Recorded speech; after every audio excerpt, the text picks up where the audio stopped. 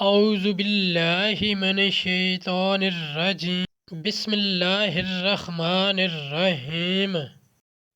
السلام علیکم ورحمۃ اللہ وبرکاتہ۔ طالب علم ساتھیوں، اس سے پہلے والی ویڈیو میں ہم نے پارہ نمبر 5 سورۃ النساء آیت نمبر 136 کے بارے میں پڑھا۔ اس ویڈیو میں ہم پارہ نمبر 5 سورۃ النساء آیت نمبر 137 تا 139 کا ترجمہ، تفسیر، عربی، شان نزول کے بارے میں پڑھیں گے اور قرآن کی روشنی میں اہم دینی مسائل بھی سیکھیں گے۔ لنک میں نے اس ویڈیو کے ڈسکرپشن میں شیئر کر دیا ہے۔ فرمان علی شان ہے کہ علم حاصل کرنا ہر مسلمان مرد عورت پر فرض ہے۔ اے اللہ ہمارے علم میں اضافہ فرما، آمین۔ سورۃ النساء آیت نمبر 137۔ ان الذین آمنوا ثم کفروا ثم آمنوا ثم کفروا ثم ازدادوا کفرا لم یکن اللہ لیغفر لهم ولا لیہدیہم سبیلا۔ ترجمہ، بے شک وہ لوگ جو ایمان لائے پھر کافر ہوئے، پھر ایمان لائے پھر کافر ہوئے، پھر اور کفر میں بڑھے، اللہ ہرگز نہ انہیں بخشے نہ انہیں راہ دکھائے۔ آیت نمبر 138۔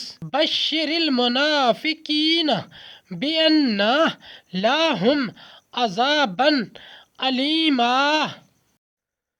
ترجمہ، خوشخبری دو منافقوں کو کہ ان کے لیے دردناک عذاب ہے۔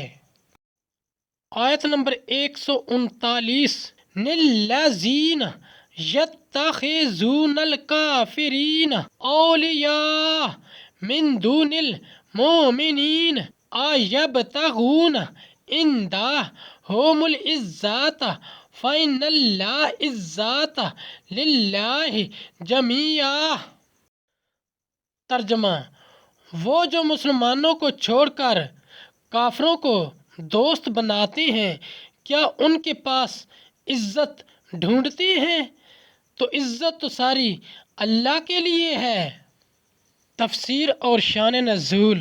شان نزول، حضرت ابن عباس رضی اللہ تعالی عنہ نے فرمایا، یہ آیت یہود کے حق میں نازل ہوئی جو حضرت موسیٰ علیہ السلام پر ایمان لائے، پھر بچھڑا پوج کر کافر ہوئے، پھر اس کے بعد ایمان لائے، پھر حضرت عیسیٰ علیہ السلام اور انجیل کا انکار کر کے کافر ہو گئے، پھر سید عالم صلی اللہ علیہ وآلہ وسلم اور قرآن کا انکار کر کے اور کفر میں بڑھے۔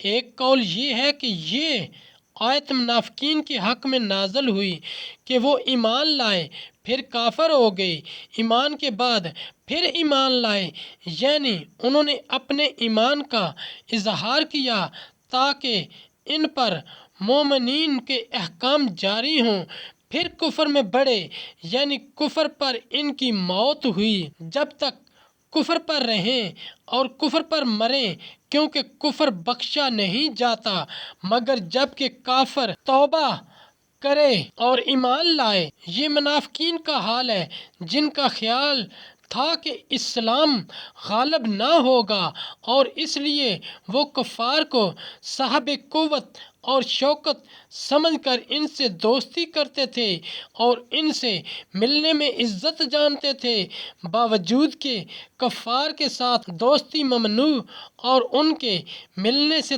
طلب عزت باطل اور اس کے لیے جس کو وہ عزت دے، جیسے کہ انبیاء و مومنین